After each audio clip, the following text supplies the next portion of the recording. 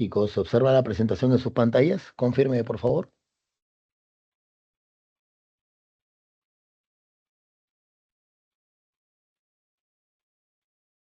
Sí, profesor. Ok, listo. Gracias por comentar. Empecemos entonces. En esta oportunidad vamos a ver la segunda parte de electromagnetismo, donde vamos a responder a la siguiente pregunta. Primero pongámoslo en contexto. La clase anterior vimos que era posible obtener campo magnético a partir de corriente eléctrica. Eso era, pues, el experimento de Ørsted. Dicho de otra manera, podíamos obtener magnetismo a partir de electricidad.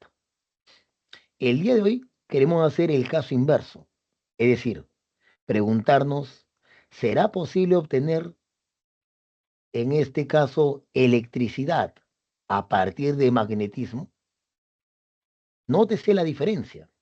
Clase anterior, tenemos corriente, electricidad, y obtenemos campo magnético, magnetismo. Queremos ahora ver el caso contrario. Y resulta que los experimentos de Faraday nos permiten decir o nos permiten responder afirmativamente a esa pregunta. Empecemos. Para ello, el concepto más importante es el concepto de flujo magnético. La idea es contabilizar cuántas líneas de campo magnético atraviesan una cierta superficie. Por ejemplo, supongamos que tenemos esta superficie, una superficie de área A, la cual es atravesada por un campo magnético B.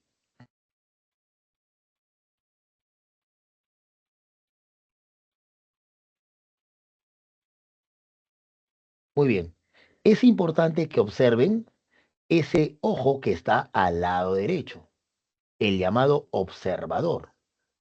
¿Por qué? Porque básicamente lo que tienes que entender es que dependiendo del observador, tú notarás si las líneas salen o entran. Por ejemplo, para ese observador que estás chequeando allí, para ese observador que estás viendo, pregunta, ¿esas líneas de inducción salen o entran de la superficie? ¿Qué diría ese observador? Te escucho, te leo. Esas líneas de inducción entran o salen en este caso, de la espira, de la superficie.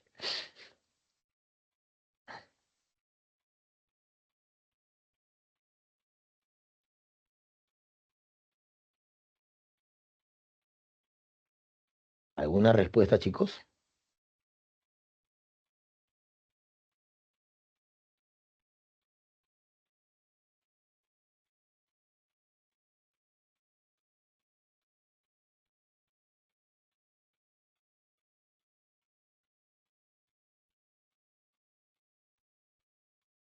Bien, demos la respuesta correspondiente.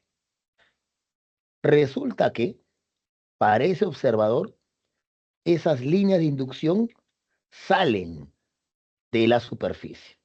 Con eso, ahora vamos a trazar un vector que sea perpendicular a esa superficie. Ese vector de color, en este caso verde. Decimos entonces que ese vector es normal. ¿Por qué el nombre normal? Porque es perpendicular a la superficie. Lo que hacemos es medir el ángulo que forma esa normal con el campo magnético B. Y ese ángulo le llamamos teta. ¿Cómo se define el flujo magnético? El flujo magnético se define como el campo por el área por el coseno de ese ángulo teta. O escrito de otra manera, campo por el coseno por el área. Una forma muy práctica de recordar esta expresión es ordenándolo de esta manera. Esto lo podemos escribir así, como el campo por el área por el coseno. ¿Por qué es más fácil recordar esto? Porque se puede leer como vacos, ¿sí? Como vacos. Esa es la idea. Ahora, es fácil darse cuenta de lo siguiente. Ese ángulo teta es el ángulo entre dos vectores. Por lo tanto, ese ángulo teta toma valores que van entre 0 y 180. Quiere decir que el ángulo teta es un ángulo en el primer cuadrante, pero también podría ser un ángulo en el segundo cuadrante. Investiguemos. ¿Qué ocurre si el ángulo teta está en el primer cuadrante? Entonces, coseno en el primer cuadrante, ¿qué signo tiene? Trigonometría elemental, chicos. Signo del coseno en el primer cuadrante.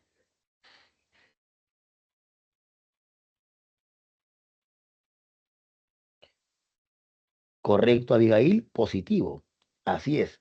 Por lo tanto, como el ángulo teta está en el primer cuadrante y el coseno me sale positivo, conclusión, el flujo magnético será positivo. Pregunta, ¿cuánto valdría el flujo magnético si teta vale 90 grados? Es decir, ¿cuánto vale coseno de 90? Vamos, muchachos, esa es trigonometría elemental. Coseno de 90.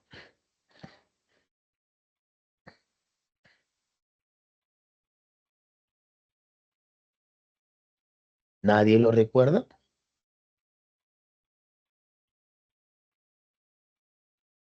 Muy bien, Asmir, vale 0.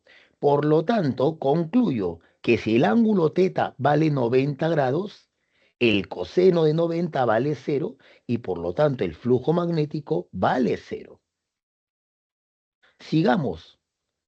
¿Cuál es el signo del coseno en el segundo cuadrante?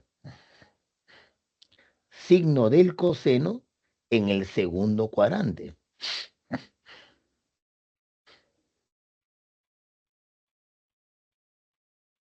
Correcto, Abigail, es negativo.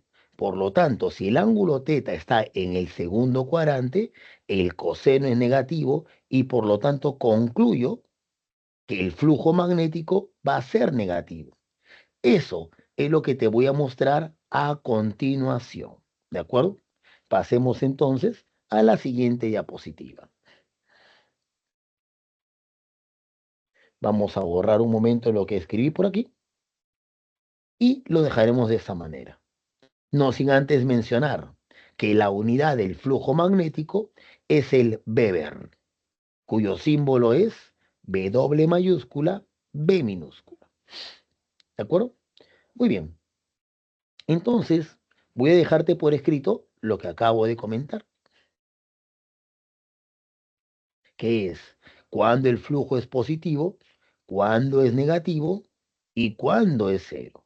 Pongámoslo a continuación.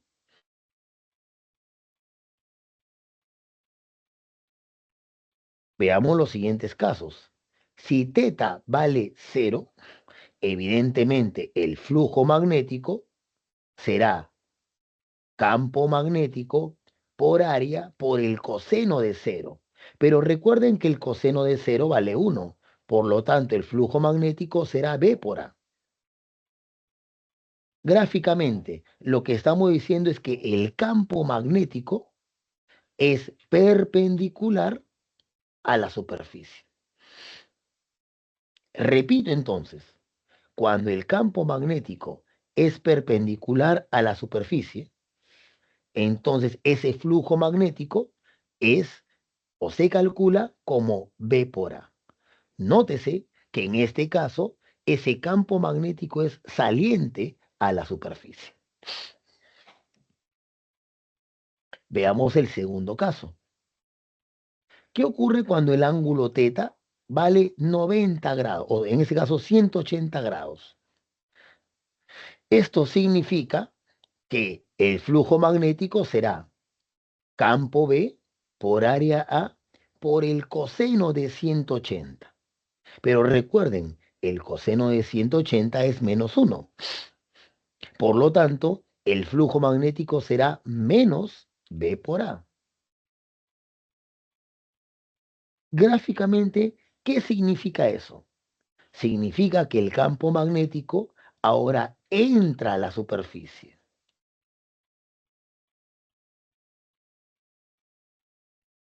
¿De acuerdo? Siguiente caso. Ahora, supongamos que el campo magnético es, en este caso, paralelo a la superficie, o lo que es lo mismo, que ocurre cuando el ángulo θ vale pi medios radianes, 90 grados hexagesimales. El flujo magnético, ya hemos dicho, vale 0. ¿Qué significa gráficamente ello? Que el campo magnético va paralelo a la superficie.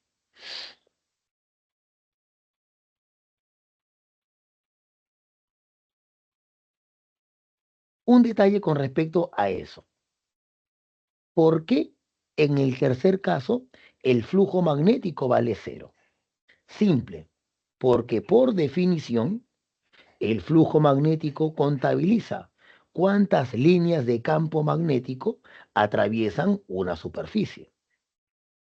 Es claro que en el tercer caso, esas líneas de inducción no pasan a través de la superficie. Claro, si la superficie es horizontal, el campo magnético también es horizontal. Entonces, como ninguna línea de campo pasa a través de la superficie, decimos automáticamente que el flujo magnético vale 0. Esto lo verás dentro de un momento con mayor claridad ahora que planteemos algunos ejercicios.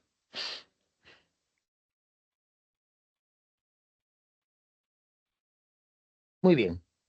Entonces, antes de hacer un problema de cálculo, veamos una pregunta teórica. Pasemos entonces a la siguiente diapositiva.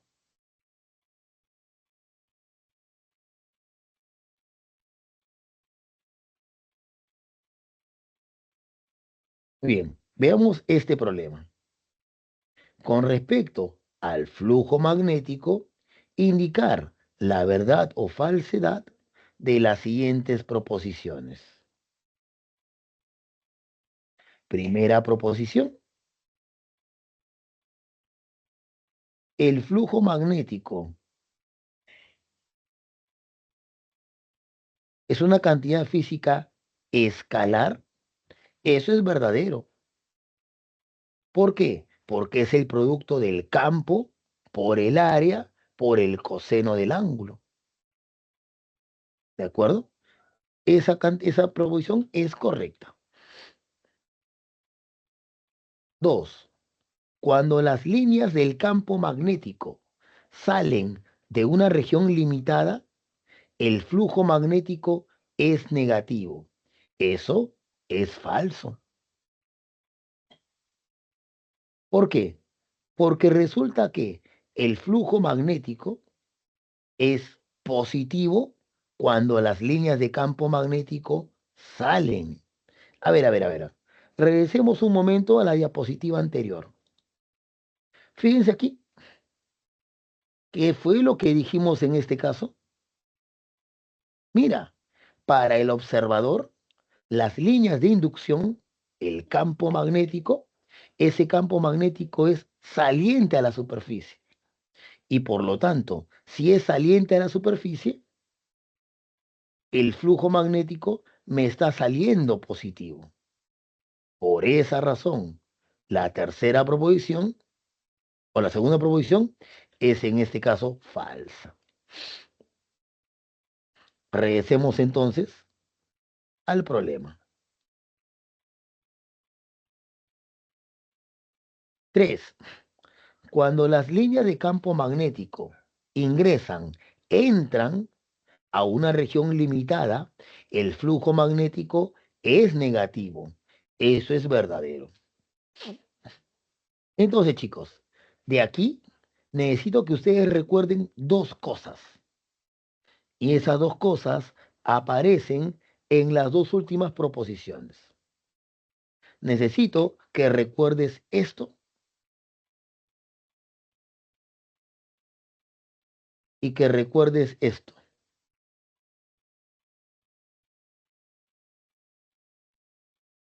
A ver, lo leo. Cuando tú observes que las líneas de campo eléctrico, o de campo magnético en ese caso, cuando tú observes que las líneas de campo magnético salen de la superficie, ese flujo magnético es positivo. Cuando las líneas de campo magnético entren a la superficie, el flujo magnético es negativo. En este momento necesito que entiendas esas dos primeras ideas. ¿De acuerdo? No olviden eso.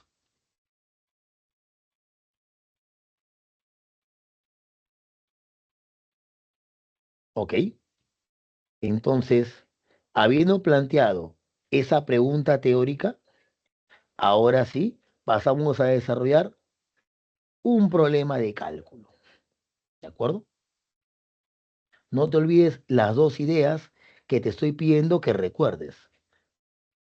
Campo saliente, flujo positivo.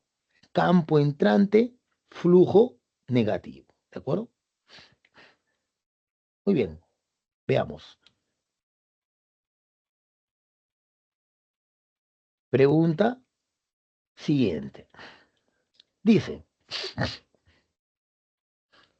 la espira circular de 10 centímetros de diámetro se encuentra dentro de un campo magnético homogéneo y uniforme de magnitud B igual a 1,5 teslas, tal como se muestra en la figura. Determinar el flujo magnético a través de la espira.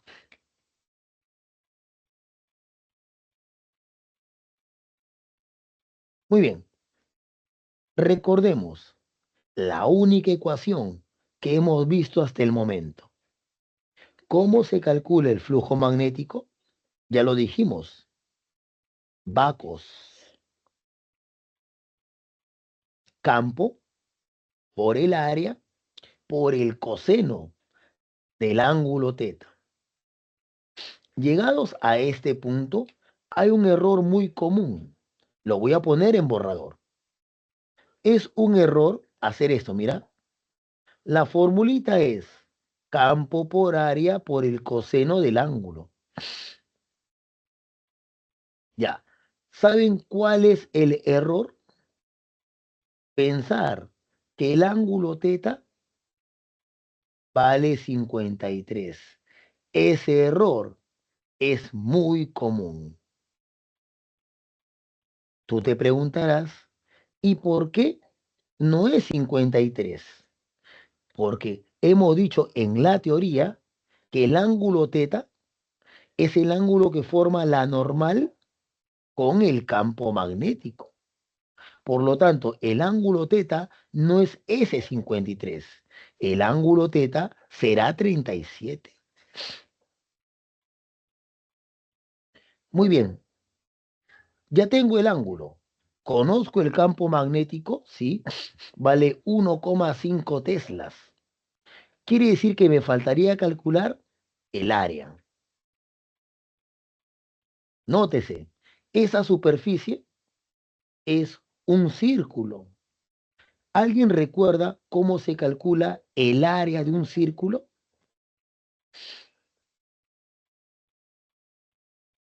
Geometría elemental. Área de un círculo. Correcto, María Camila, gracias. pi por radio al cuadrado. Eso es lo que voy a utilizar a continuación. Cuidado entonces, no te equivoques. El ángulo teta de la fórmula Bacos no es 53. El ángulo teta que yo necesito es 37. ¿De acuerdo? Entonces, apliquemos la fórmula Bacos. El campo, obviamente, vale 1,5 por el área. Acaba de decir su compañera pi por radio al cuadrado. Pero un detalle. Si el diámetro vale 10 centímetros, ¿acaso no es cierto que el radio vale 5 centímetros? Pero si el radio vale 5 centímetros, eso lo tengo que pasar a metros. Y para eso, tú tienes que recordar lo siguiente. Un centímetro, ¿saben cuánto vale? 10 a la menos 2 metros. Quiere decir entonces que si el diámetro vale 10 centímetros, el radio vale 5 centímetros. Pero si el radio vale 5 centímetros, cada centímetro vale 10 a la menos 2 metros. Y por eso, chicos, aquí es pi por radio al cuadrado. Y obviamente, coseno de 37 es 4/5. Y eso hay que operarlo. Está un poquito pesado de operar a mano, pero se puede hacer en principio. Sale 30 pi por 10 a la menos 4. Pero pi, el problema me dice que considere 3,14.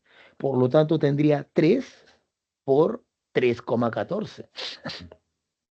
Pero 3 por 3,14 sería 9,42. Por lo tanto, se acabó el ejercicio. Me sale 9,42. Voy a poner un paso más a propósito. El flujo magnético sale 9,42 por 10 a la menos 3 Weber. Y por lo tanto, ¿ya? Y por lo tanto, eso se puede escribir como 9,42 Weber. Les hago recordar, chicos, que mili significa 10 a la menos 3. Chicos, ¿alguna pregunta con respecto a la solución de ese ejercicio? Los escucho, los leo. ¿Alguna pregunta hasta allí?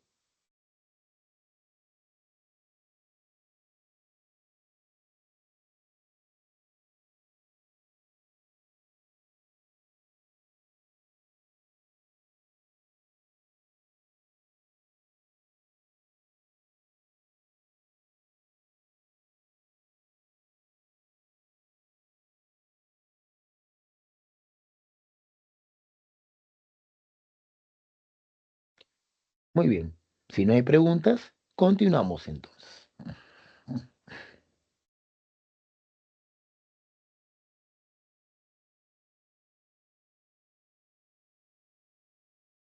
Ahora, comentemos un poco más acerca del fenómeno de la inducción electromagnética. Les decía al inicio de la clase que hasta el momento hemos visto cómo producir magnetismo a partir de electricidad. En la inducción electromagnética voy a pasar de magnetismo a electricidad. El caso inverso. ¿De acuerdo? Entonces, veamos lo siguiente. Tienen un imán donde se observan las líneas de inducción. Recuerden la clase pasada. Para un imán, las líneas de inducción salen del polo norte y entran al polo sur. Entonces nos preguntamos, ¿qué pasaría si acercamos o alejamos el polo norte del imán de la espira?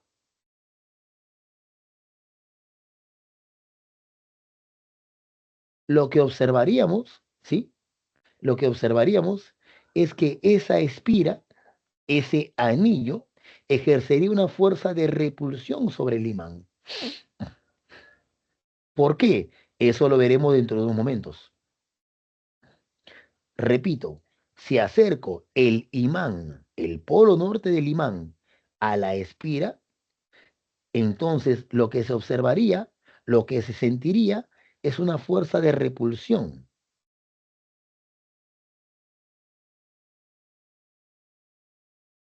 Pero si existe repulsión, la única manera de que exista repulsión es que el norte del imán se esté repeliendo con otro polo norte.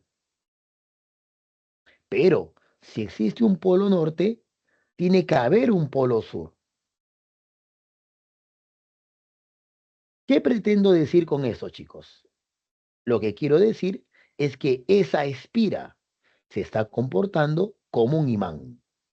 Y como bien sabes, todo imán posee un polo norte, posee un polo sur. Además, hemos dicho que las líneas de inducción salen del norte y entran al sur.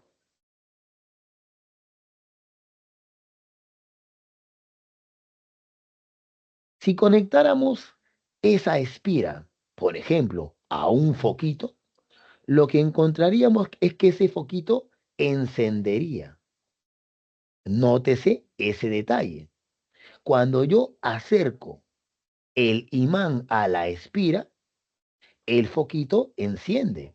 Prueba de que está circulando corriente eléctrica a través del foquito.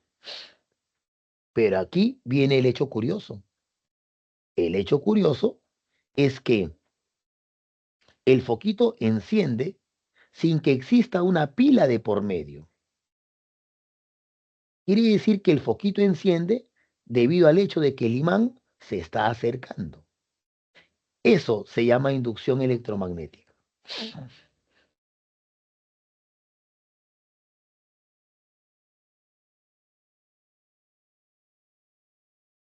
¿De acuerdo? Entonces, ¿qué podemos plantear? Cuando acercamos el polo norte del imán a la espira, es obvio que el número de líneas de inducción que pasa a través de la espira aumenta porque el imán está más cerca. Eso significa de que el flujo magnético también está aumentando.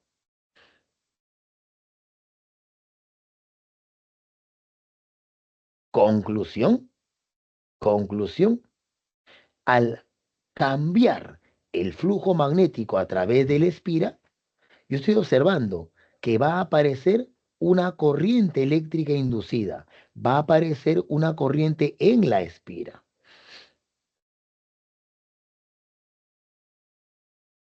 Esto significa que si hay una corriente, tiene que haber un campo magnético. Eso lo vimos en el experimento de Ørsted, la clase anterior. Quiere decir entonces que como consecuencia de que estás acercando el polo norte del imán a la espira, va a aparecer un campo magnético que llamaremos campo magnético inducido. ¿Por qué apunta a la derecha? Eso te lo comentaré en la siguiente diapositiva. Se llama ley de Lenz. Por el momento, déjalo ahí.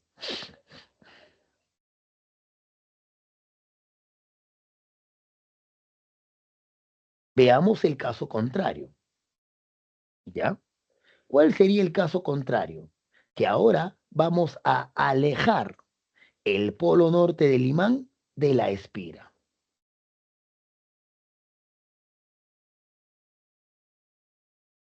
Si alejamos el polo norte del imán, es evidente que el número de líneas de campo va a disminuir. Claro, chicos, observen. En el dibujo de la izquierda están pasando 3, 6, 7 líneas de campo. ¿Pueden observar eso? A ver,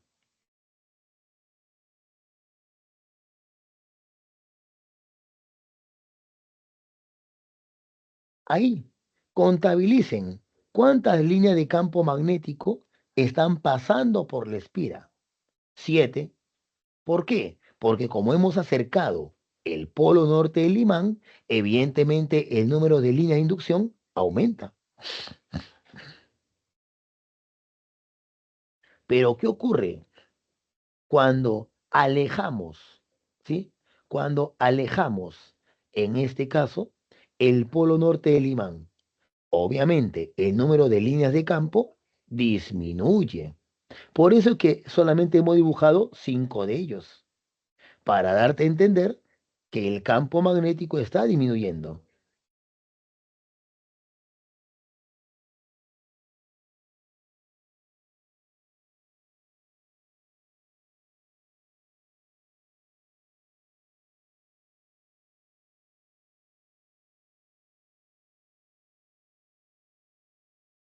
Entonces, cuando hacemos eso, la experiencia demuestra de que va a existir una atracción.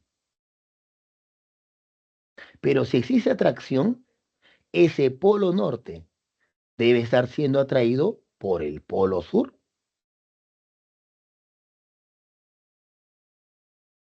Y si hay un sur, tiene que haber un norte.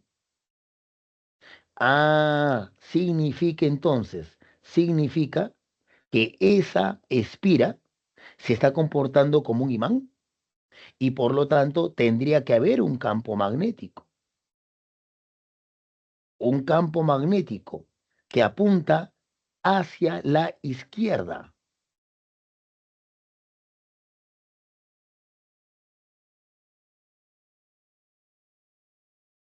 Ese es el campo magnético inducido. Pero si hay un campo magnético inducido, el experimento de Ørsted demostró que para que exista campo, tiene que haber corriente eléctrica. Esa corriente eléctrica tendría que estar orientada en sentido horario en ese caso. Ahí lo tienes. A ver. ¿Qué es lo que estamos observando? Observamos que cuando acercamos o alejamos al imán, el número de líneas de campo magnético que pasa a través de la espira cambia. O dicho de otra forma, al acercar o al alejar el imán, el flujo magnético a través de la espira cambia. En un caso, el flujo magnético aumenta. En un segundo caso, el flujo magnético disminuye. Eso es lo que estamos diciendo. ¿De acuerdo? Planteemos algunas observaciones. Primera observación. En este caso, se habla más de fuerza electromotriz inducida, ¿ya? Cuando ahí dice FEM, entiéndanlo como fuerza electromotriz, ¿sí? FEM, fuerza electromotriz, y ahí dice también inducida. Tomen esa fuerza electromotriz inducida como sinónimo de voltaje, ¿sí? Fuerza electromotriz inducida o voltaje, es lo mismo. Segunda observación. Si tengo FEM inducida, si tengo voltaje, entonces puedo hallar la corriente inducida. A ver, me explico mejor. Chicos, ¿se acuerdan la ley de Ohm? ¿Alguien recuerda la ecuación de la ley de Ohm?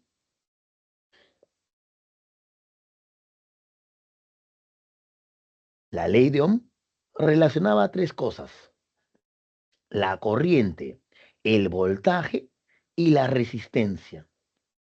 ¿Alguien recuerda la ley de Ohm?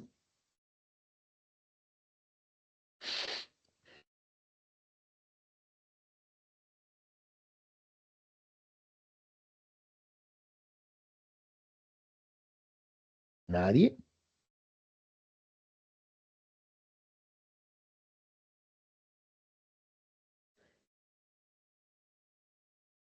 A ver, te hago recordar. El voltaje V es igual a la intensidad de corriente I por la resistencia. La famosa ecuación BIR. Esa es la ley de Ohm.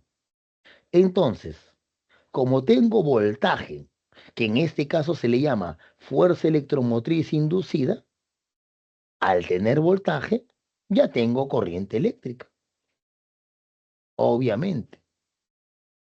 Pero de acuerdo al experimento Ørsted, esa corriente va a producir un campo magnético que llamaremos campo magnético inducido.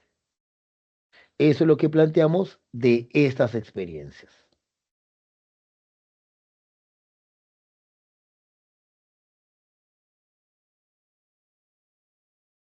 Muy bien, pero como obviamente en un problema no podemos hacer estos experimentos que hemos comentado, existe una regla práctica y esa regla práctica se llama la regla de Lenz o la ley de Lenz, que es lo mismo. Y eso te lo voy a explicar a continuación.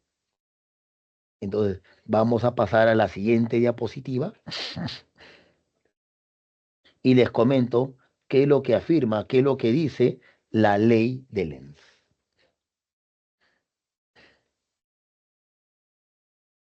Veamos.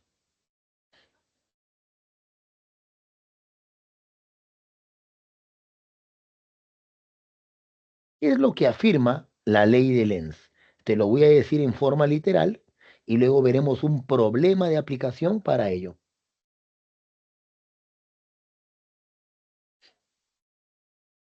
Dice, una FEM inducida genera una corriente eléctrica cuyo campo magnético se opone al cambio del flujo magnético que lo produjo. Chicos, es evidente que no se entiende qué es lo que quiere decir esto. Sin embargo, necesito que te quedes con esta idea. Oposición, oposición al cambio de flujo magnético.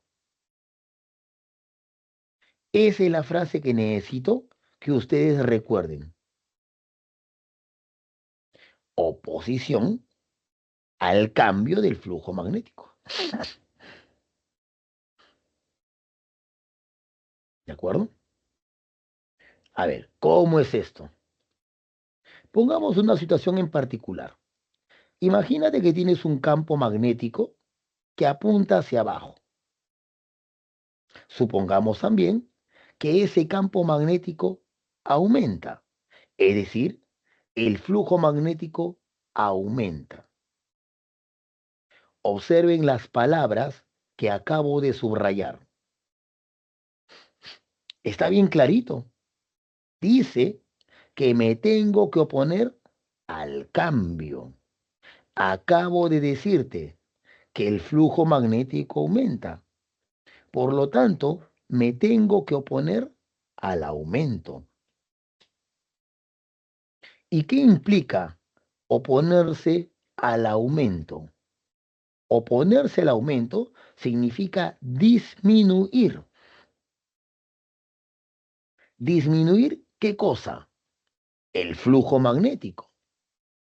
Pero si el campo apunta hacia abajo, ¿cómo lo disminuyo? Con un campo que apunta hacia arriba. A ese campo magnético se le conoce como campo magnético inducido. Otra vez, otra vez. Ley de Lenz. Quédate con esta frase. Oposición al cambio del flujo magnético.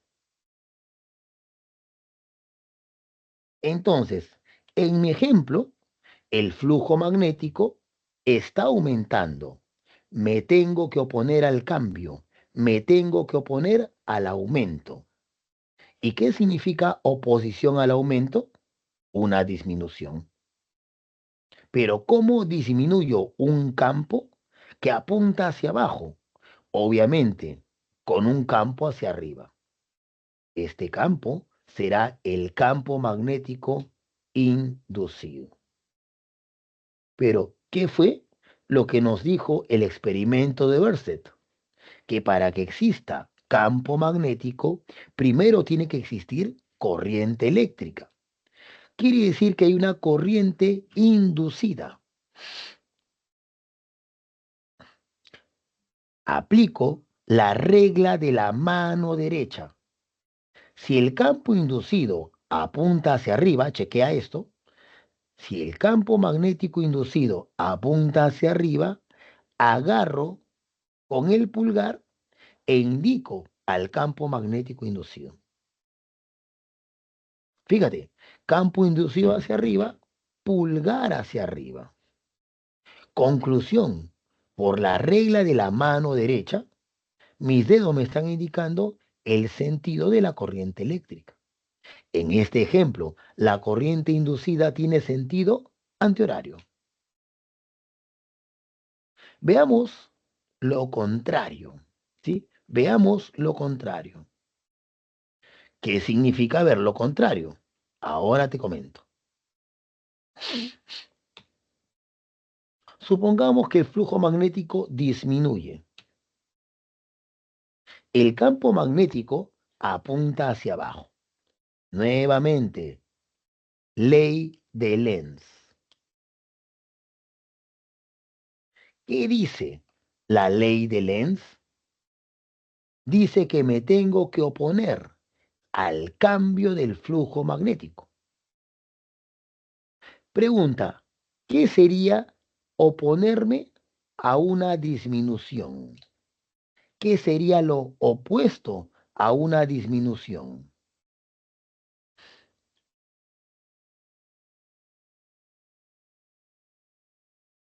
Vamos, los escucho, los leo. Aumentar. Correcto. Así es, María Camila. Por lo tanto, tengo que aumentar. ¿Aumentar qué cosa? Aumentar el campo magnético que apunta hacia abajo. ¿Y cómo aumento un campo magnético que apunta hacia abajo? Colocando un campo magnético inducido que también apunta hacia abajo. Muy bien, pero, pero, el campo magnético inducido hacia abajo solo puede venir, sí, solo puede venir de una corriente inducida. Por lo tanto, debo determinar el sentido de la corriente inducida mediante la regla de la mano derecha. Por lo tanto, eso te lo muestro por aquí. Otra vez, el pulgar te indica hacia dónde apunta el campo magnético inducido. Y aplico la regla de la mano derecha. Mis cuatro dedos me indican que la corriente inducida tiene sentido horario. Es así como se determina el sentido, o en todo caso, es decir, el sentido de la corriente inducida. Por eso te decía, palabra clave que tienes que memorizar de la ley de Lenz. Oposición. ¿Oposición a quién? Al cambio de flujo magnético. ¿Sí? A eso te tienes que poner. Ahorita vamos a ver un ejercicio para familiarizarnos un poco más con esto. Así que veamos un problema teórico que justamente aplica, donde se aplica la ley de Lenz.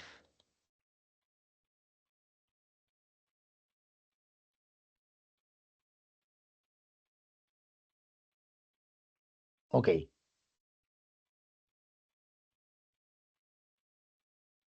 Pasemos a la siguiente diapositiva. Y ahí les comento un poquito más de esta ley de Lenz.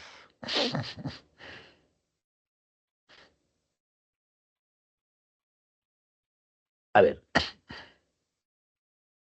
dice, se tiene un imán, ahí está, y una espira conductora fija, como se muestra en la figura. Indicar la verdad o falsedad de las siguientes proposiciones. Primera proposición. Al moverse el imán a la derecha, se induce una corriente en sentido horario. A ver. ¿Cómo sería eso? Veamos. Primero, pensémoslo de esta manera, ¿sí? Pensémoslo de esta manera.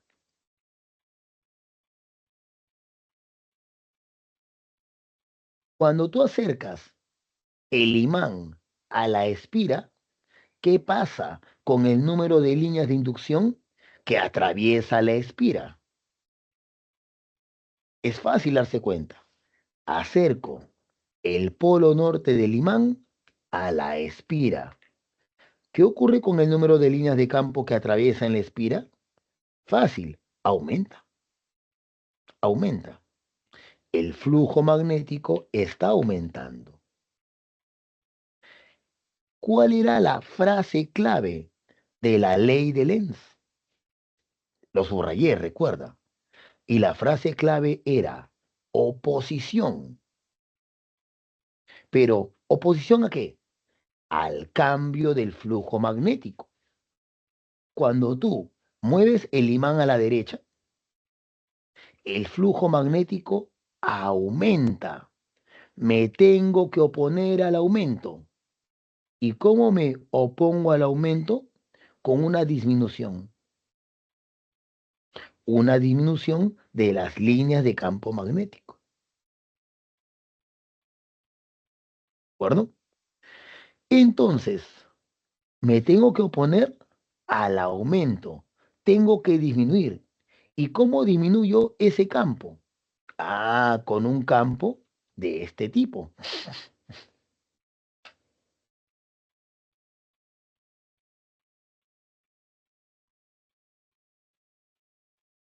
Este sería el campo magnético inducido. ¿Sí? El campo magnético inducido. Pero la pregunta sería, ¿y para que ese campo magnético sea así? ¿Cuál deberá ser el sentido, ¿sí?, de la corriente inducida? Ya, acá hay una sutileza. Para este observador, mira, para este observador sería así. Con el pulgar indico el sentido de la corriente o el del campo y con los cuatro dedos el sentido de la corriente. La corriente es así.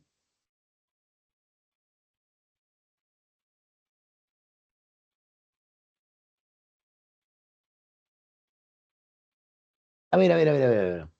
Otra vez, otra vez. Es importante que manejes esto. Decíamos así, al acercar el imán a la espira, es obvio que el número de líneas de campo magnético ha aumentado. Frase clave de la regla de Lenz. Oposición. Oposición.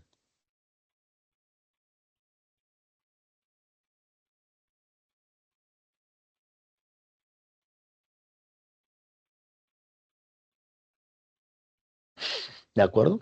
Entonces, me tengo que oponer, ya, me tengo que oponer a ese aumento. ¿Y cómo me opongo al aumento? Con una disminución. Pero ¿cómo disminuyo un campo que está entrando a la espira? Colocando un campo magnético inducido saliente. Es por eso que he dibujado las líneas de color rojo. Ahora, por la regla de la mano derecha, Si el campo inducido es saliente, entonces la corriente inducida para este observador, él dirá que tiene sentido antihorario. Nota lo que estoy diciendo. Para este observador, la corriente inducida tiene sentido antihorario. Pero para este observador que está a la derecha, esa corriente tendrá sentido horario. A ver. ¿Se entiende lo que acabo de plantear?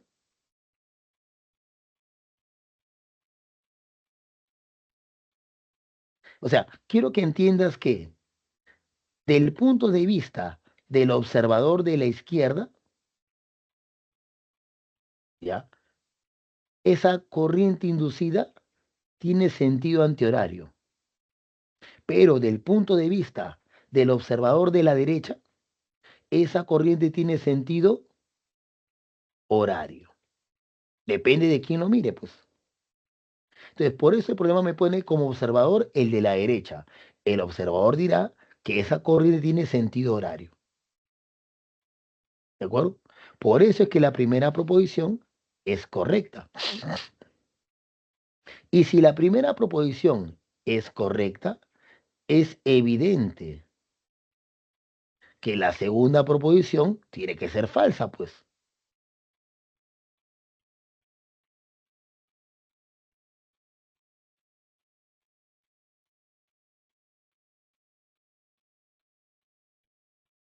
Tercera proposición. Al moverse el imán a la izquierda, se induce una corriente en sentido horario. Es fácil darse cuenta que no. ¿Por qué? Mira, regla práctica. Esto te va a salvar la vida. Esto te va a salvar la vida. Mira, es muy simple. Dices así, dices así. Cuando acercaba el imán, cuando acercaba el imán, ¿cuál era el sentido de la corriente inducida? Acá lo tienes. Cuando tú acercabas al imán, la corriente inducida era horaria. Pero ahora tú dices, ¿qué pasaría si ahora lo alejamos? Alejamos el imán de la espira. Es obvio que aquí la corriente tendrá que ser anti-horaria. ¿Por qué? Porque está haciendo todo lo contrario.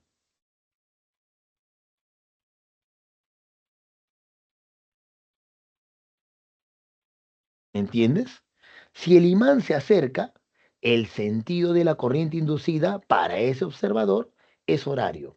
Pero si el imán se aleja, el sentido de la corriente inducida será al revés, antihorario. Por esa razón, la tercera proposición es falsa. Esa es la conclusión a la que estamos llegando.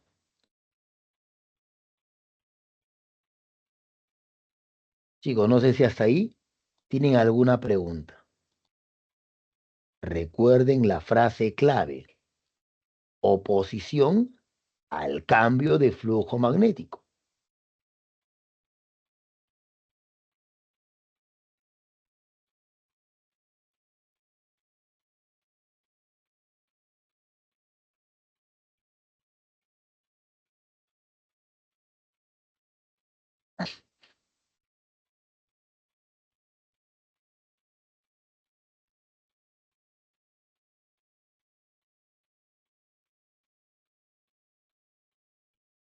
¿Alguna pregunta hasta aquí?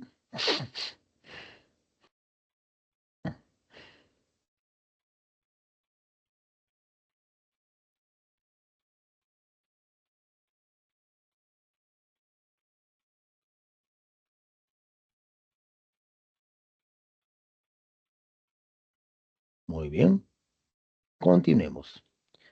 Esa es la parte teórica. Pasemos ahora a la parte del cálculo. Y la parte del cálculo se llama ley de Faraday. Así que veamos ello.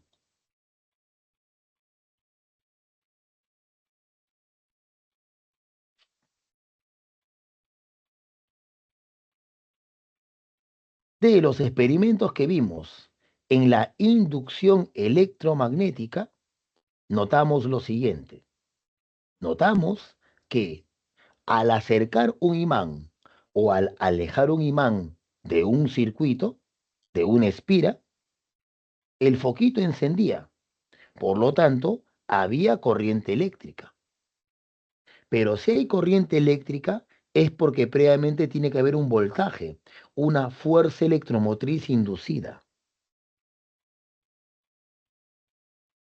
Lo que nos dice la ley de Faraday es justamente eso.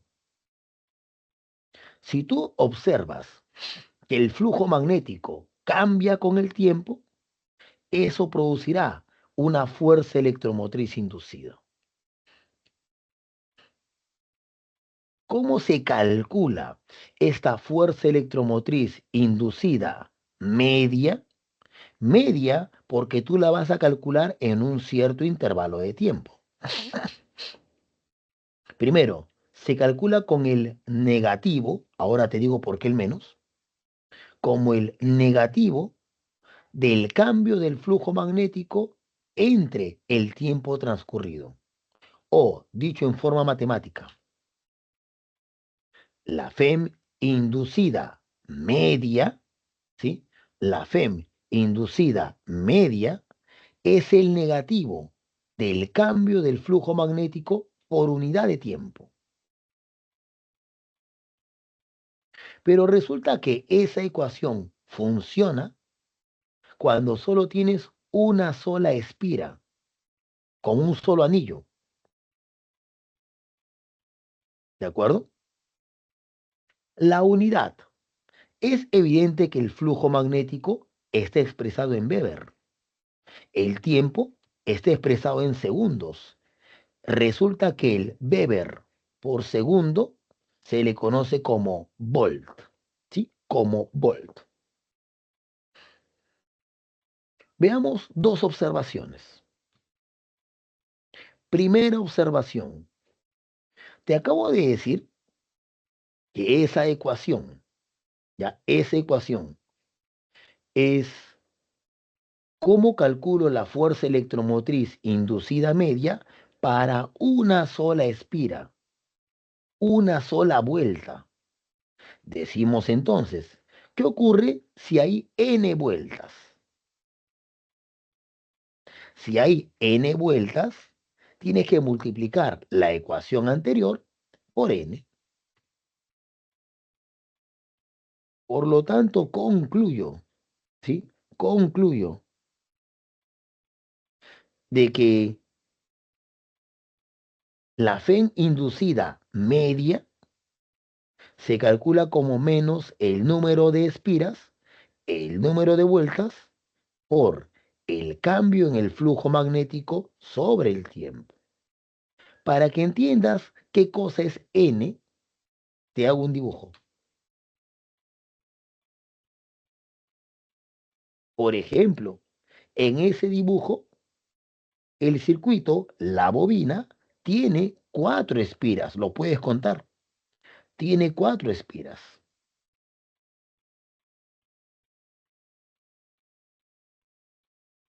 ¿De acuerdo? Entonces, ¿cómo calculo la fuerza electromotriz inducida media? Colocando en la ecuación n igual a 4. Porque 4 es el número de espiras, 4 es el número de vueltas. Y obviamente si tú multiplicas a n por 4, la FEM se cuadruplica. De ahí se sigue lo que es escrito.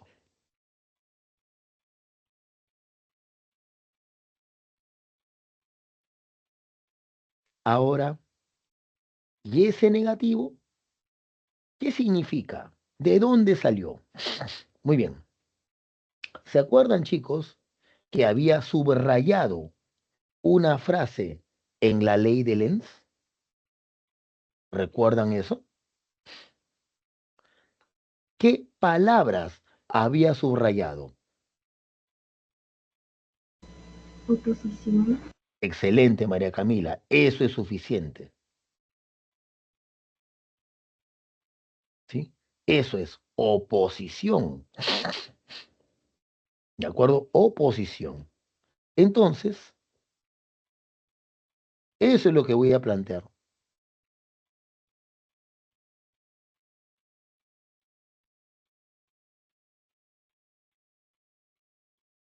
El negativo justamente indica oposición. ¿Oposición a qué? Oposición al cambio de flujo magnético, pues. Ese es el punto clave. Oposición al cambio de flujo magnético. Eso significa el negativo, ¿ya? El negativo en esta ley de Faraday.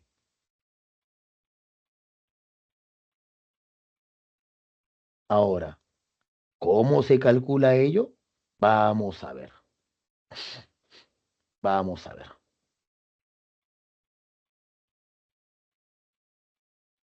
Vamos a aplicar esto directamente en la resolución de algunos ejercicios.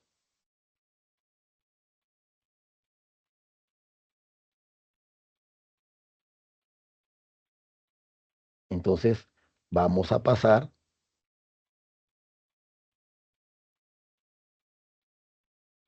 a la siguiente diapositiva.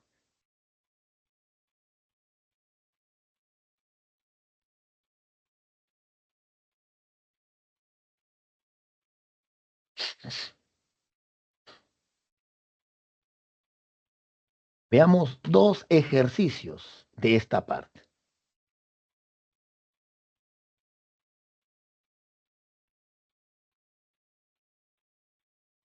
Con respecto a la fuerza electromotriz inducida, dice,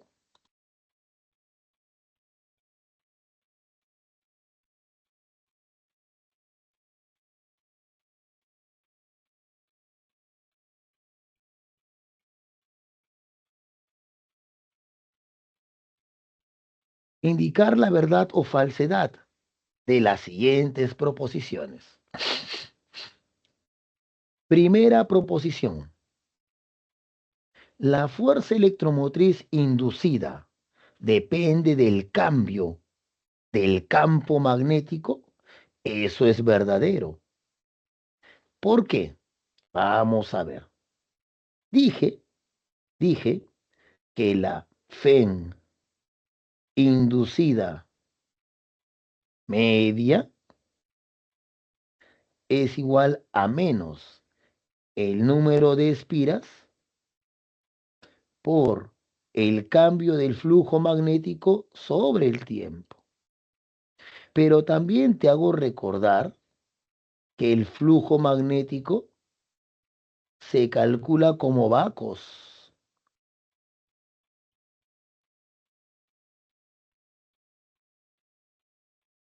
Profe, ¿qué quiere decir? Lo que quiero decir es que para que cambie el flujo magnético pueden ocurrir tres cosas. Atención con esto.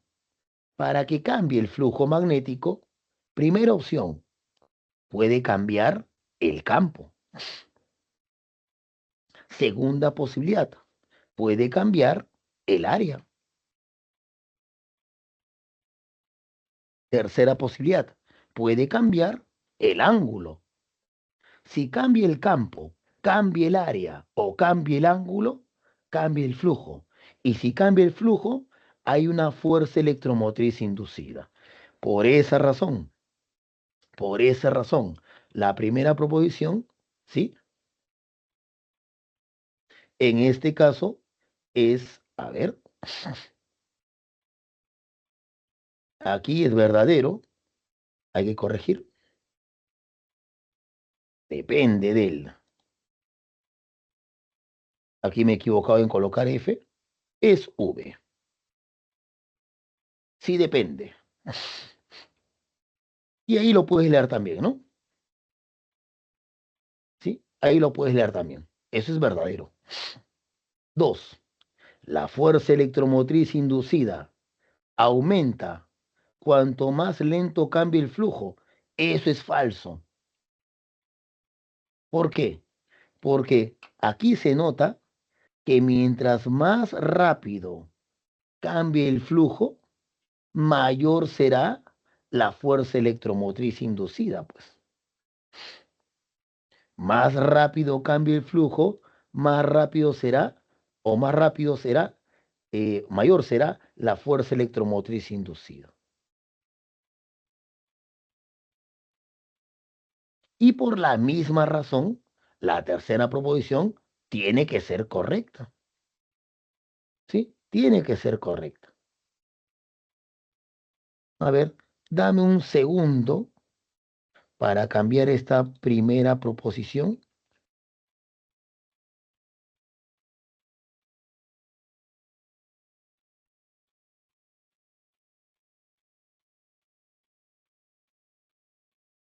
Ahora sí, déjame borrar esto. Déjame borrar esto. Perfecto. Ya lo corregí. Ya lo corregí. Entonces ya tenemos la respuesta al ejercicio. Pero veamos algunos problemas de cálculo, porque esto de la ley de Faraday es muy común en examen de admisión, ¿sí? Es muy común. Es casi una pregunta fija. Tienes que saber cómo aplicar la ley de Faraday. Y eso es lo que quiero mostrarte con dos ejercicios de cálculo. Dos. ¿De acuerdo? Veamos el siguiente problema.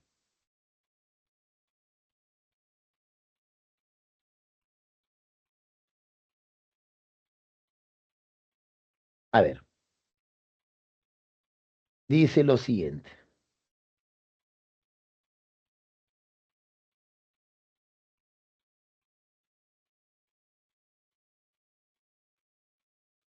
Sobre una bobina rectangular de 50 espiras y dimensiones 5 centímetros por 8 centímetros, son los lados de la bobina rectangular, actúa un campo magnético perpendicular a la bobina, que varía con el tiempo de acuerdo a la siguiente relación. B igual a 2T más 0,8, eso en teslas, como se indica en la figura. Determine la magnitud de la FEM media inducida en la bobina para el intervalo de tiempo entre t igual a 0 y t igual a 4 segundos. A ver. Primero quiero que entiendas lo siguiente, porque es un lenguaje muy común en examen de admisión. ¿Qué significa eso de la magnitud de la FEM? La magnitud de la FEM. Lo siguiente, ¿acaso no dije aquí, y lo voy a regresar a propósito, acaso no dije esto que está acá? La FEM inducida puede salirte negativa. Cuando en el problema te dice, calcule la magnitud de la FEM, lo que a ti te están diciendo es, si te sale negativo, tú dame como respuesta el valor absoluto. Sin signo, eso es lo que está diciendo. ¿De acuerdo? Entonces, ahora sí, regresamos a esto.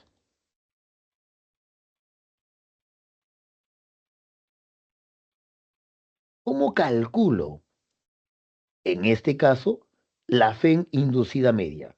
Ley de Faraday.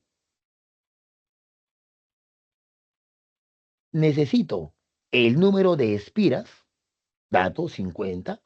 Necesito el cambio en el flujo magnético y necesito el tiempo transcurrido. Ah, pero el tiempo transcurrido vale 4 segundos. Noten eso. Quiere decir que el problema radica en calcular cuánto vale el cambio en el flujo magnético. Eso es lo que debo hallar. Veamos cómo lo hacemos entonces. Calculemos el flujo magnético inicial. Es decir, voy a aplicar vacos. ¿Ya? El campo es por condición del problema, 2t más 0,8. ¿Multiplicado por quién? Por el área. Pero el área no sería 5 centímetros por 8 centímetros. Pero no dije en un problema anterior, y lo voy a volver a repetir. ¿Acaso no dije que 1 centímetro valía 10 a la menos 2 metros? Por eso es que aparece 5 por 10 a la menos 2 y 8 por 10 a la menos 2. ¿De acuerdo? Aparece eso. Y eso multiplicado por el coseno de cero. Profe, ¿por qué cero? Ah, porque si yo trazo el vector normal, este vector normal sería así.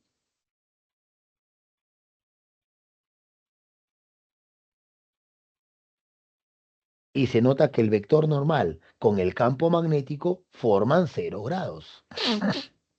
Quiere decir que el flujo magnético me sale 8t más 3,2 por 10 a la menos 3 y eso expresado en Weber. Profe, ¿qué es lo que quiere decir? Que acabo de calcular el flujo magnético para cualquier instante de tiempo.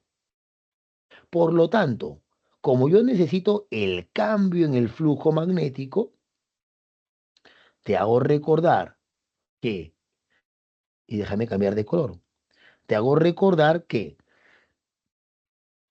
el cambio en el flujo magnético se calcula como el flujo magnético final menos el flujo magnético inicial. El flujo magnético final sería simplemente, lo pongo acá, el flujo magnético para t igual a 4 segundos. A ver, reemplaza para t igual a 4. Mira, para t igual a 4, reemplázalo aquí. Para t igual a 4, 8 por 4, 32. 32 más 3,2, 35,2. Eso por 10 a la menos 3 Weber. ¿Ves? Ya tengo el flujo magnético final.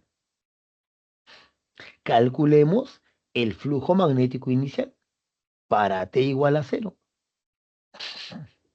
Profe, ¿por qué sale eso? Porque para t igual a 0, 8t se va y solo te quedaría 3,2 por 10 a la menos 3 Weber. Ojo, estoy reemplazando aquí para t igual a 4 y para t igual a 2.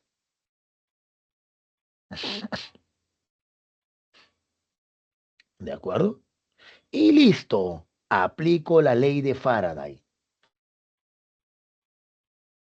Calculo el cambio en el flujo magnético. Resta esos valores. 32 por 10 a la menos 3. Y luego aplica Faraday. Nota que no estoy colocando el signo negativo.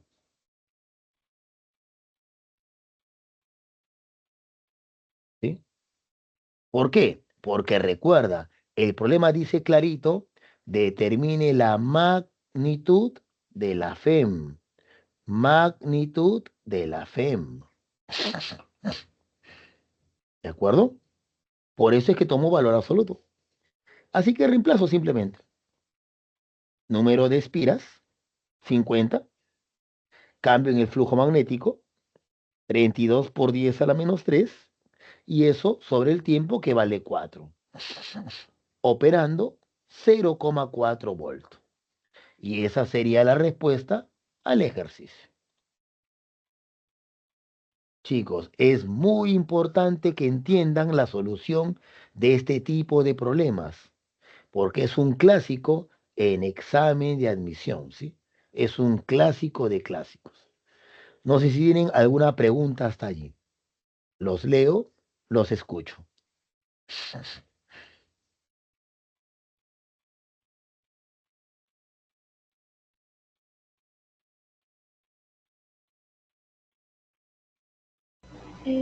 Profesor, disculpe, Dime, María ¿por Camila. por qué desea inventar dos valores al tiempo? Ah, ya, muy buena pregunta. A ver, primero quiero que observes esto, María Camila. Te piden o necesito el cambio en el flujo. El cambio en el flujo es flujo final menos flujo inicial. ¿Hasta ahí me entiendes, María Camila? Sí, profesor. Muy bien. Ahora yo digo, ¿pero qué cosa es el flujo final? Respuesta, es el flujo para el tiempo final, o sea, 4 segundos. Menos, ¿qué cosa es el flujo inicial? Es el flujo para el primer instante, o sea, el flujo para t igual a 0 segundos. Por lo tanto, como yo aquí, fíjate donde hay tres checks, como yo ya calculé el flujo para cualquier instante de tiempo, todo lo que hice fue simplemente reemplazar. Reemplazar el flujo para t igual a 4 segundos y luego el flujo para t igual a 0 segundos. Eso fue lo que hice, María Camila. No sé si eso despeja tu duda. Sí, profesor, muchas gracias. Ok, María Camila, gracias por preguntar más bien. ¿Alguna otra duda, chicos?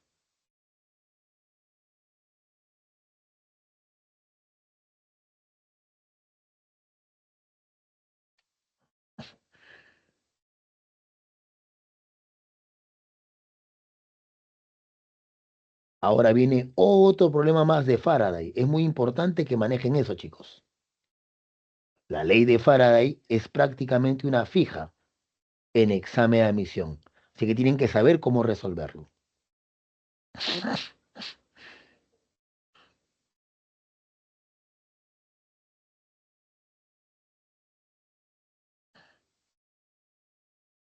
Si no hay preguntas, continuamos. Un problema más de Faraday. Es importante.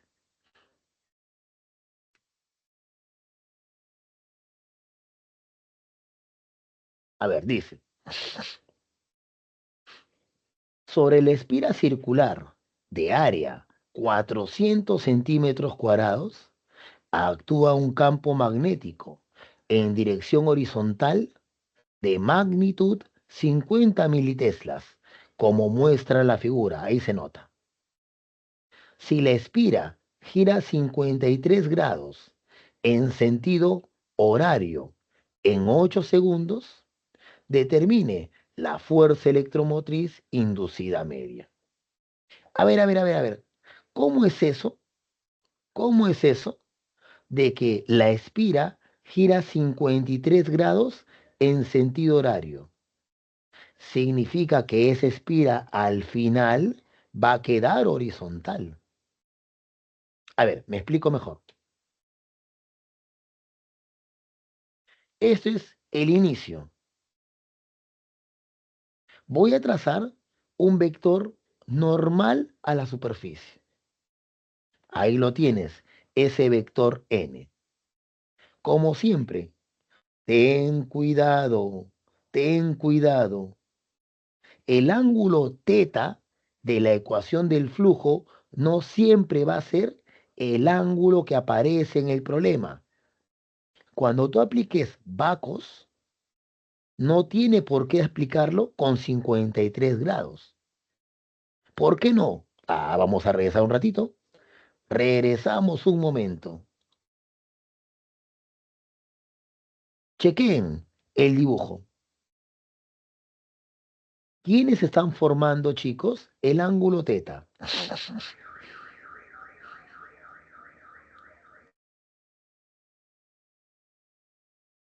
¿Observan el dibujo?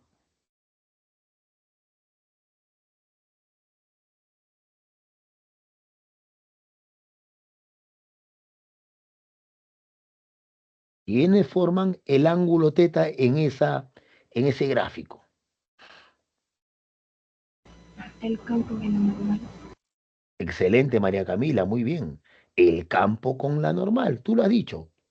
El campo con la normal. Si eso es cierto, regresemos un ratito. Si eso es cierto, acá tengo el campo, pero es obvio que esto no es la normal. Por lo tanto, el ángulo teta no puede ser 53. Eso es lo que estoy diciendo. Entonces, entiéndase que el ángulo teta tú lo tienes que construir. Trazo la normal y descubro que el ángulo vale 37 grados. Muy bien, pero ¿qué significa eso de que la espira gira 53 grados en sentido horario? Significa esto, que la espira va a quedar en esta posición.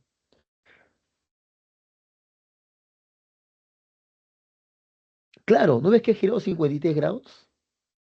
Queda en forma horizontal. Por lo tanto, para calcular la fuerza electromotriz inducida, debo aplicar la ley de Faraday. Nótese que aquí solo hay una espira, solo una. Por lo tanto, ya no ponemos el n. ¿Cuánto vale el tiempo transcurrido? Dato, 8 segundos. Por lo tanto, ¿qué me falta calcular? La variación del flujo. La variación del flujo, lo cual significa flujo final menos flujo inicial. Por lo tanto, apliquemos vacos. El flujo inicial será, mira, será campo 50, pero dice militeslas por 10 a la menos 3. Por el área, dice 400 centímetros cuadrados. Ah, ¿qué tienes que recordar? Que 1 centímetro al cuadrado vale 10 a la menos 4 metros al cuadrado. ¿Estamos de acuerdo? 10 a la menos 4 metros al cuadrado. Por eso es que cuando yo reemplazo el área 400, le multiplico por 10 a la menos 4. Y eso por el coseno de 37. Operando, el flujo magnético me sale 1,6 miliveber. O sea, 1,6 por 10 a la menos 3 Weber.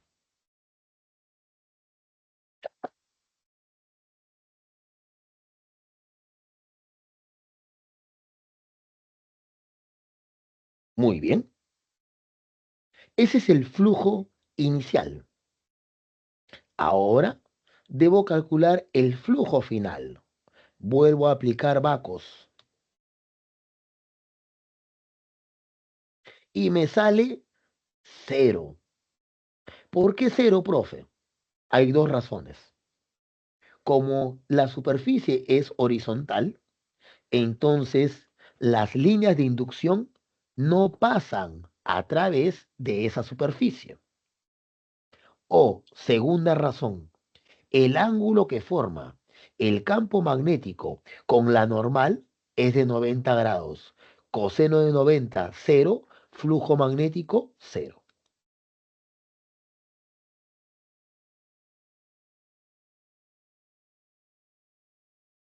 Muy bien. Ahora sí, planteo, planteo. La magnitud, aunque el problema no lo mencione, tú siempre supón que te piden la magnitud. La magnitud de la fuerza electromotriz inducida media será el cambio en el flujo en valor absoluto entre el tiempo, que vale 8 segundos.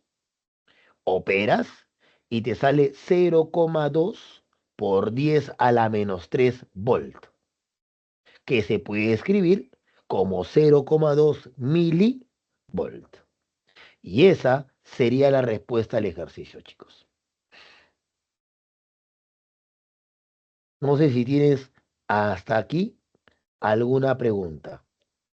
Los escucho, los leo. ¿Alguna duda hasta aquí?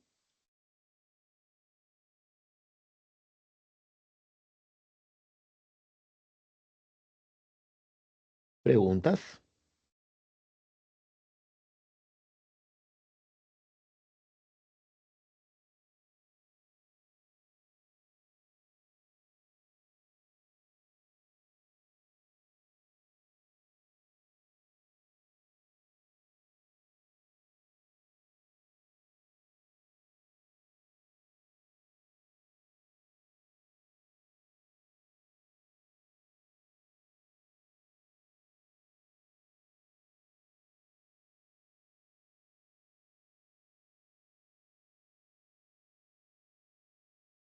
Muy bien. Si no hay preguntas, continuemos. Que nos falta un último punto.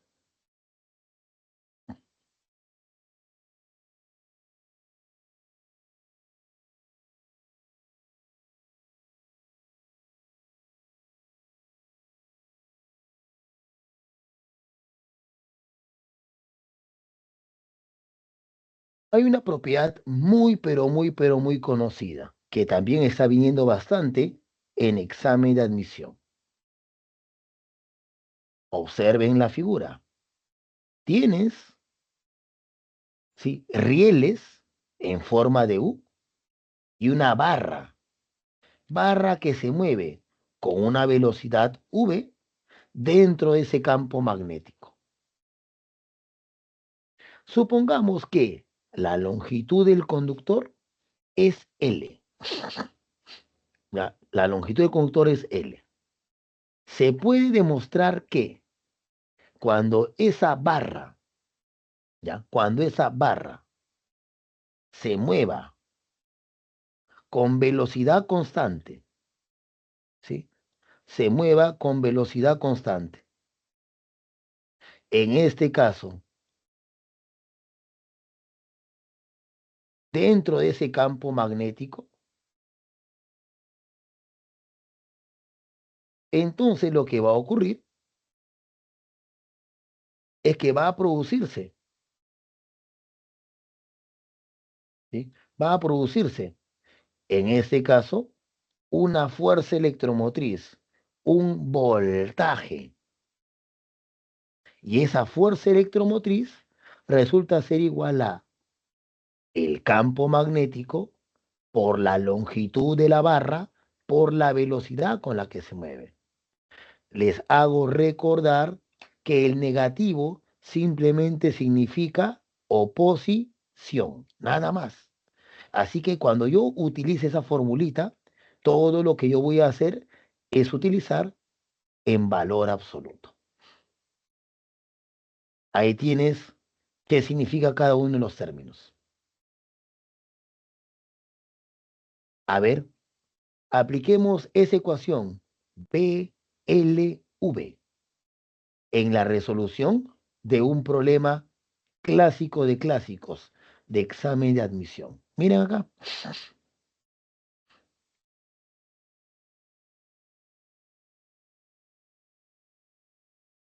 Veamos el siguiente ejercicio. Lo que está aquí como flechas es básicamente la regla de Lenz o la ley de Lenz que ya hemos comentado antes.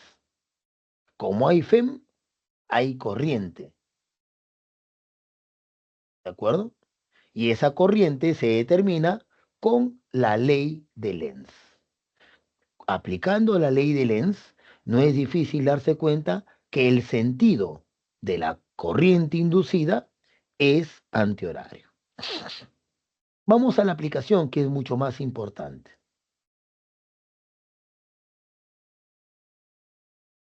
Este problema es conocidazo, conocidazo, ¿sí?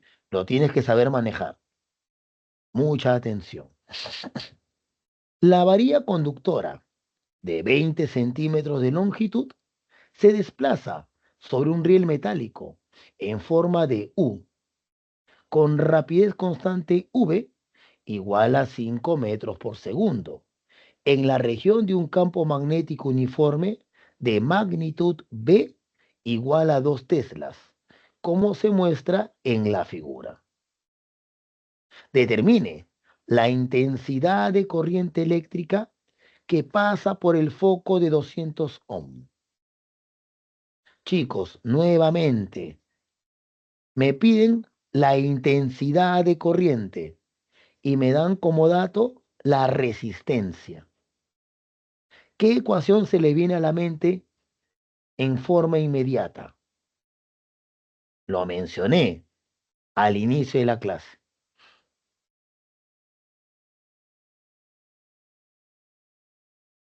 Quiero la intensidad de corriente y conozco la resistencia.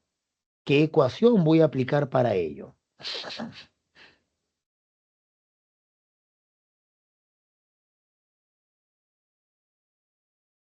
Lo mencioné al inicio de la clase.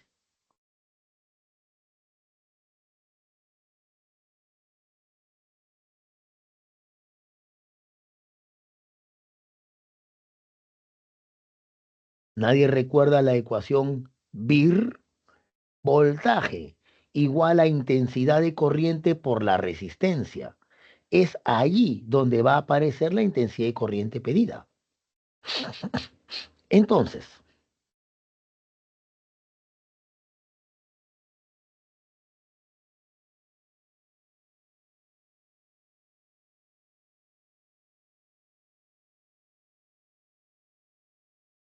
apliquemos la ley de Ohm.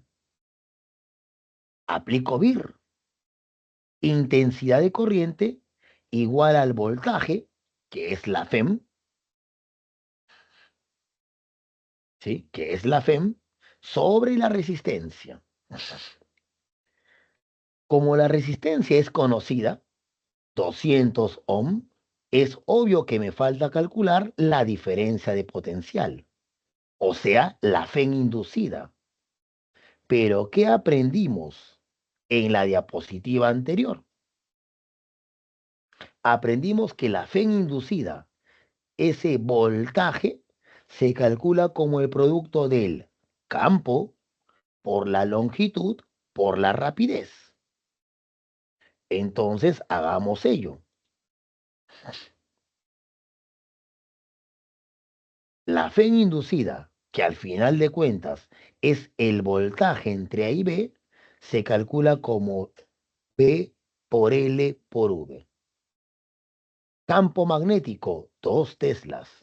Longitud, 20 centímetros. Pásalo a metros, 0,2. Por la velocidad, 5 metros por segundo. Ya tengo cuánto vale la diferencia potencial entre A y B, 2 voltios. Y por lo tanto, reemplazo en 1. Reemplazo en 1. 2 sobre 200. 1 sobre 100. Y 1 sobre 100 es 0,01. Y 0,01 se puede escribir como 10 miliamperes.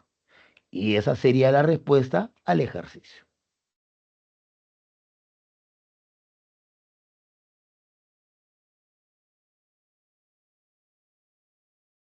Chicos, ¿alguna pregunta con respecto a ese problema?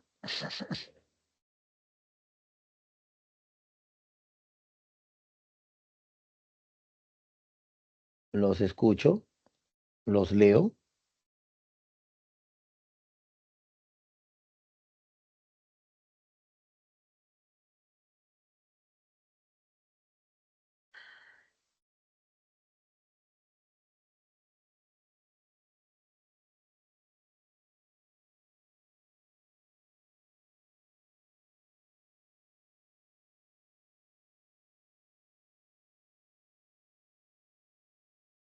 Muy bien, si no hay preguntas, continuamos con la última parte. Y la última parte se llama transformadores. Veamos entonces. Un transformador básicamente sirve para elevar el voltaje o para disminuir el voltaje. ¿De acuerdo? ¿Cómo luce un transformador? De la siguiente manera. Tienes un núcleo de hierro, ¿sí? Tienes un núcleo de hierro. Este núcleo de hierro contiene dos conjuntos de espiras, la llamada bobina primaria y la llamada bobina secundaria. Tú aplicas un voltaje alterno en la bobina primaria y obtienes otro voltaje en la bobina secundaria. ¿De acuerdo? Supongamos que el número de espiras en la bobina primaria es NP y el número de espiras en la bobina secundaria es NS. Vamos a ver a continuación qué relación existe entre, ¿sí? Entre el voltaje en el primario, el voltaje en el secundario, el número de espiras en el primario y el número de espiras en el secundario. Eso que tú estás observando, que se está moviendo, no es otra cosa más que el flujo magnético que pasa a través del núcleo. Cuando digo núcleo, me refiero a esta cosa de hierro, al núcleo de hierro,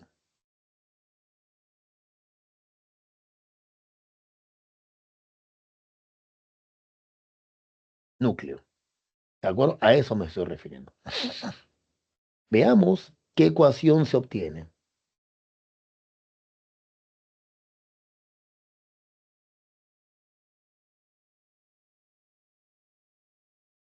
Pasemos entonces a la siguiente diapositiva.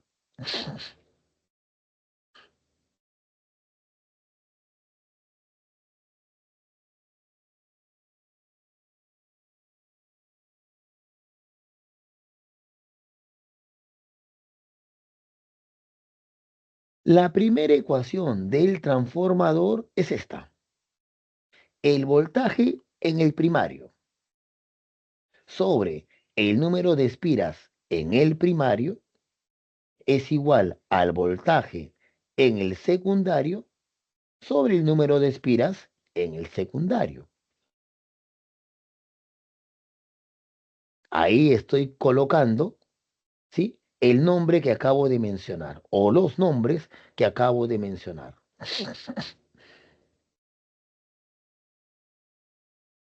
Ahora, el detalle es el siguiente. ¿Sí? El detalle es el siguiente. Un transformador que tú utilizas todos los días está dentro de tu cargador de celular. ¿Por qué? Porque el cargador de tu celular, tú lo enchufas al tomacorriente doméstico. ¿Y cuánto voltaje da el tomacorriente doméstico? 220 voltios. Sin embargo, tu celular no funciona con 220 voltios. No llega ni siquiera a 4 voltios. ¿Por qué no explota el celular? Respuesta, porque internamente al cargador hay un transformador que disminuye el voltaje de 220 voltios a 4 voltios, que es el voltaje con el que trabaja el celular, por ejemplo. Pero habrás notado que cuando estás cargando el celular, el cargador se calienta. Y si el cargador se calienta, eso es sinónimo de que está perdiendo energía. Imagínate entonces, ¿ya? Un transformador que al funcionar no se caliente. Es decir, imagínate un transformador que no pierde energía durante su funcionamiento. Ese transformador sería un transformador ideal, ideal. Y en ese caso, puedes igualar la potencia en el primario con la potencia en el secundario. Potencia en el primario igual a la potencia en el secundario. Pero ¿cómo se calcula la potencia? Fácil, la intensidad de corriente por el voltaje. Por lo tanto, puedo igualar ese producto. Y ahí está quién es quién.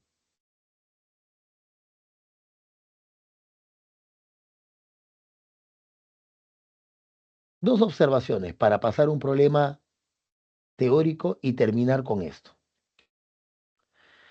Si el número de espiras en el secundario es mayor que el número de espiras en el primario, a ese transformador se le conoce como elevador de voltaje. Pero si el número de espiras en el secundario es menor que el número de espiras en el primario, a ese transformador se le conoce como reductor de voltaje. Acá le pongo los nombres. Elevador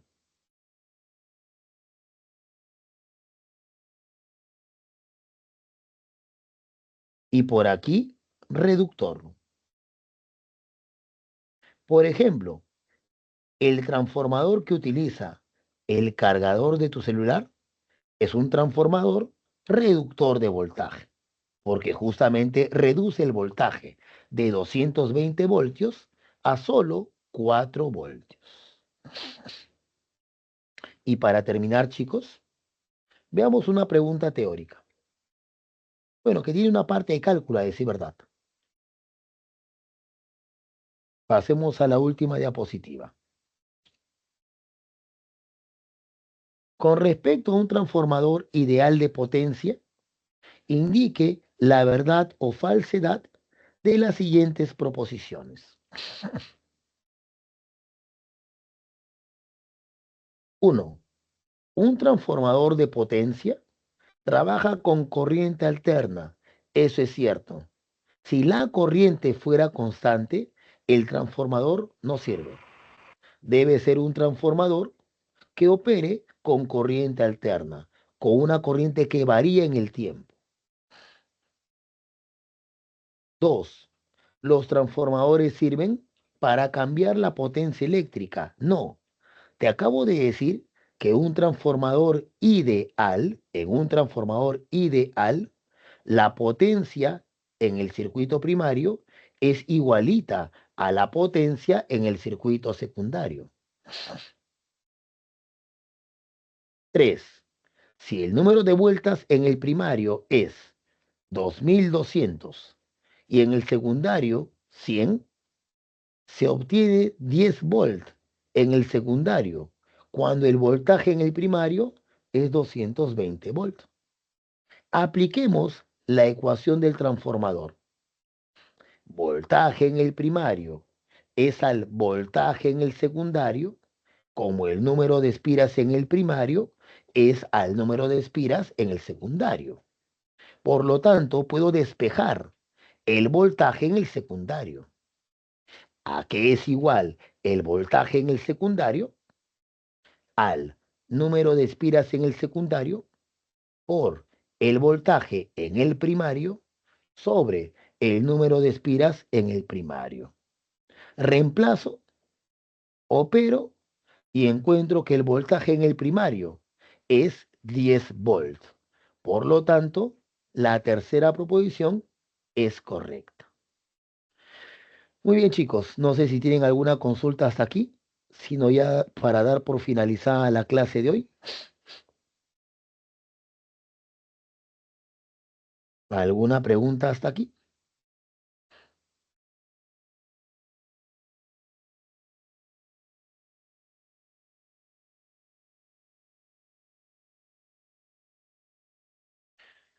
Muy bien, chicos, si no hay preguntas,